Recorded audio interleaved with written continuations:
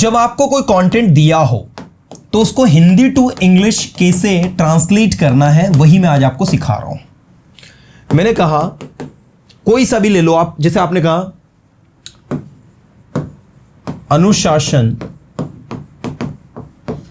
जीवन में बहुत महत्वपूर्ण होता है। ठीक है, ध्यान देना सारे के सारे स्टूडेंट। एक अनुशासित व्यक्ति हमेशा अपने काम को समय पर करता है। चलो इसकी इंग्लिश करते, चलो जल्दी फटाफट फास्ट। प्रकृति स्वयं बहुत अनुशासित होती है। क्या कभी आपने देखा है कि सूर्य अपने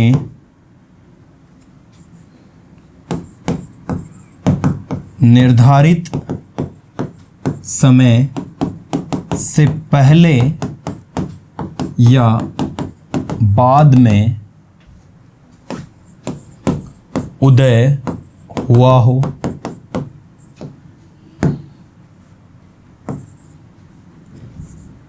ऐसा कभी नहीं होता, क्योंकि प्रकृति बहुत अनुशासित है।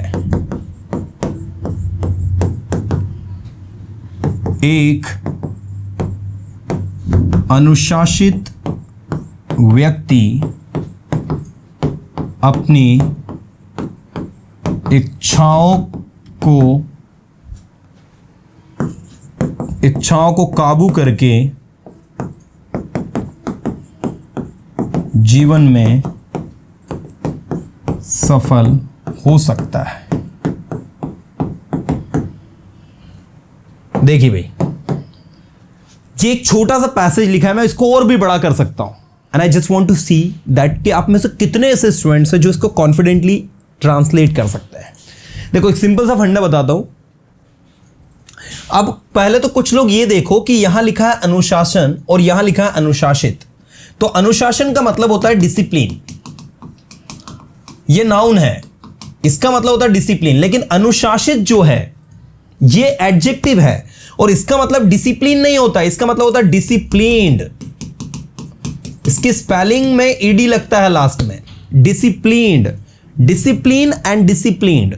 डिसिप्लिन का मतलब होता है अनुशासन। जैसे मैंने कहा यू शुड फॉलो डिसिप्लिन, आपको डिसिप्लिन फॉलो करना चाहिए। And you should be disciplined, आपको अनुशासित होना चाहिए। तो डिसिप्लिन एंड डिसिप्लिन, पहले तो ये डिफरेंस दोनों के बीच में समझो, ठीक है। अब हम इसको बढ़ाते हैं। मैं ये उन लोगों के लिए बता रहा हूं स्पेशली जो कि घर पर राइटिंग स्किल करना चाहते हैं या लाइक अपनी राइटिंग स्किल को अच्छा सुधारना चाहते हैं और अपनी इंग्लिश को एडवांस लेवल पर लेकर जाना चाहते हैं। अभी तक हम लोग क्या कर रहे थे, वो जा रहा है, वो आ रहा है, वो खा रहा है, वो पी रहा है, वो खाएगा, बोलेगा, सीखेगा। लेकिन इसके अलावा लैंग्वेज में we have a lot of things to discuss, we have a lot of things to study. लेकिन इसको कैसे समझे, तो आइए मैं समझाता हूं। अनुशासन जीवन में बहुत महत्वपूर्ण होता है। तो आपको ये पहली लाइन का आंसर लिखना होगा, discipline is very important in life, और हमारे जीवन में तो इन आवर लाइफ, ठीक है। एक अनुशासित व्यक्ति हमेशा अपने काम को समय पर करता है। एक अनुशासित व्यक्ति, तो एक अनुशासित व्यक्ति को कहा जाएगा a discipline man always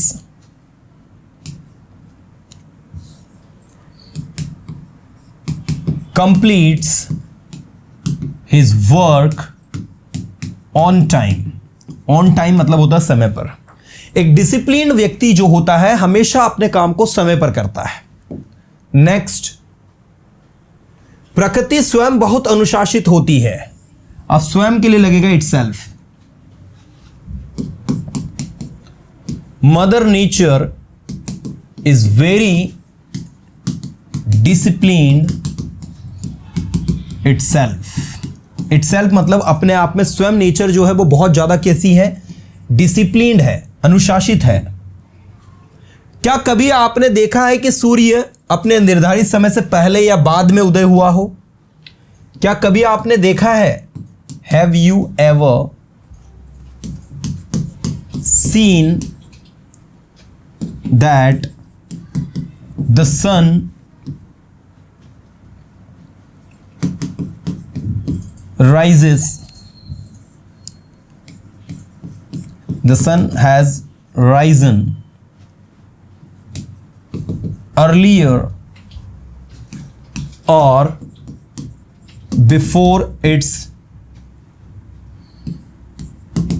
fixed time बोल सकते हैं, determined time बोल सकते हैं, निर्धारित समय।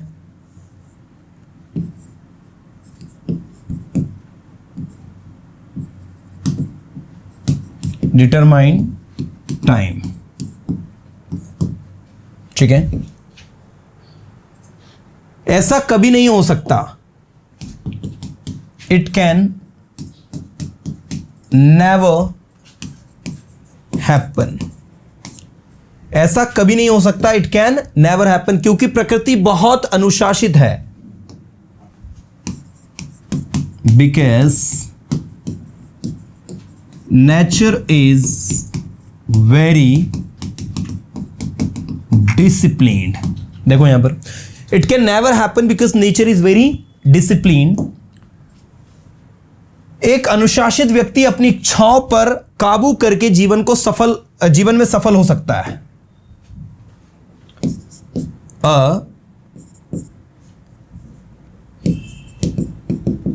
डिसिप्लिन मैन सफल हो सकता है जीवन में, can succeed in his life. कैसे सफल हो सकता है? अपनी इच्छाओं पर काबू करके, in his life by overcoming, या फिर आप ऐसा भी लिख सकते हैं बाय कंट्रोलिंग हिज डिजायर्स, ठीक है। और भी इसको बड़ा बनाना तो और बड़ा बना दो। आज जितने भी सफल लोग हैं वो सभी सफल इसलिए हैं क्योंकि वो सभी अनुशासित हैं। All the successful people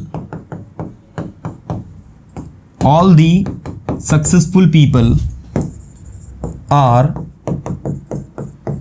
successful today because they are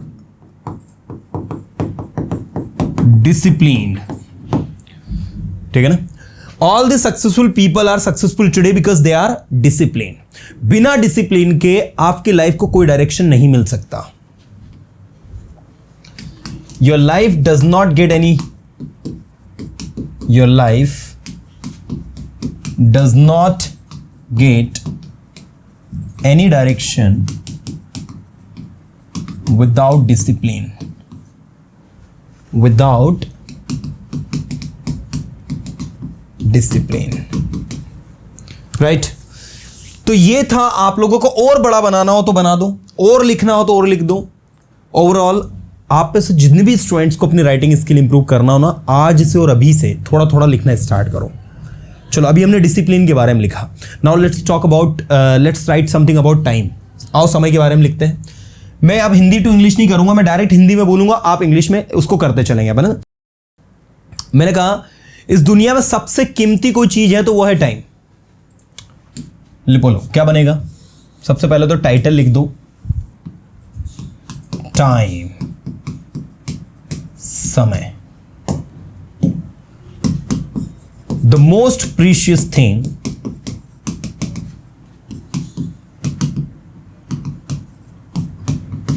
in this world is time। समय पैसे से भी ज्यादा मूल्यवान है। क्या कहेंगे? Time is more valuable then money.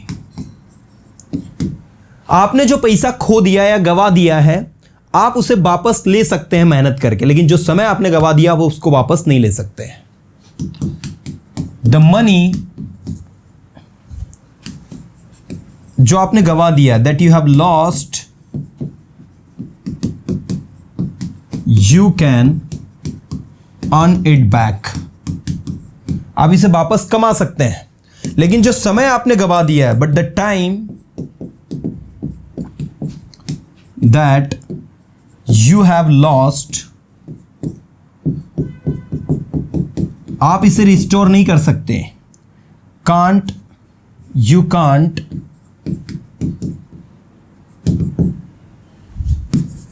Restore it. इसीलिए समय को ज्यादा मूल्यवान माना गया है मनी से। Therefore time is considered more,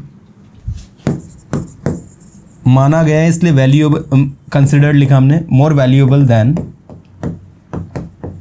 money. सारे सफल लोग सिर्फ और सिर्फ अपने समय का सही उपयोग करके सफल हो पाए हैं। All the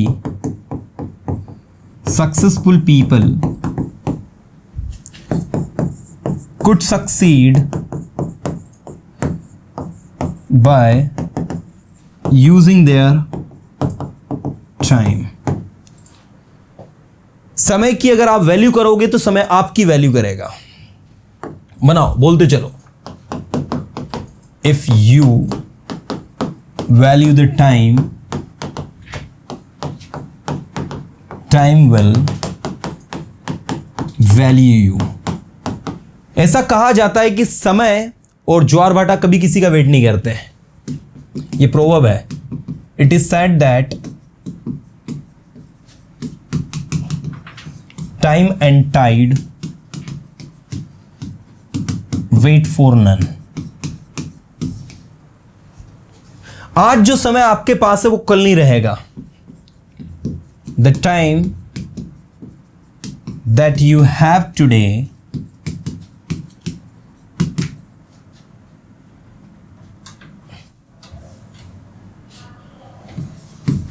you will not, या you won't get it back tomorrow। ये कल आपको वापस नहीं मिलेगा। समय का एक एक क्षण कीमती है। एवरी मोमेंट मतलब हर क्षण, every moment of time is valuable. इसलिए समय की वैल्यू करो, देयरफॉर वैल्यू द टाइम, और समय का उपयोग करो एंड यूटिलाइज द टाइम। तो ये लिख दिया टाइम के बारे में। अब मैंने कहा चलो एक काम करो, ऑनेस्टी के बारे में लिखो, ईमानदारी के बारे में लिखो, इंग्लिश लैंग्वेज के बारे में लिखो, इंपॉर्टेंस ऑफ ट्रीज के बारे में लिखो। I can give you any topic to write. It's up to me. And what you have to do, you need to connect the sentences in a right way. If you know this technique to connect the sentences by using preposition, conjunctions, different sort of new words, the right method to connect the sentences, you can automatically write anything. और initially आपको यहीं से शुरुआत करनी है। आप सोचिए कि आप डायरेक्ट है ना, जैसे किताब की जो भाषा लिखी रहती है वैसा लिख दोगे तो अभी वैसे लिखते नहीं बनेगा आपसे। Initially you have to write very simple sentences, और सिंपल सेंटेंस से ही सब कुछ होगा। आप सोचिए कि अच्छा, मुझे एक बात आप सब बताएं, let one thing that I just want to ask to all, कि न्यूज़पेपर की जो भाषा होती है हिंदी में लिखी हुई, क्या आप ऐसा लिख लेते हैं हिंदी में? आप अगर अपनी मातृभाषा में अच्छे से लिख लेते हैं, I guarantee you can write also in English too. पहले आपको राइटिंग स्किल अपनी मातृभाषा में भी सुधारना पड़ेगा, क्योंकि समस्या क्या है, अभी तो हमारे दिमाग में आइडियाज ही नहीं आती कि हमको लिखना है क्या। That is also the biggest problem. Student मुझसे अक्सर पूछते हैं, sir how I can improve my writing skill. Sir I am UPSC aspirant, sir मुझे राइटिंग स्किल इंप्रूव करना है।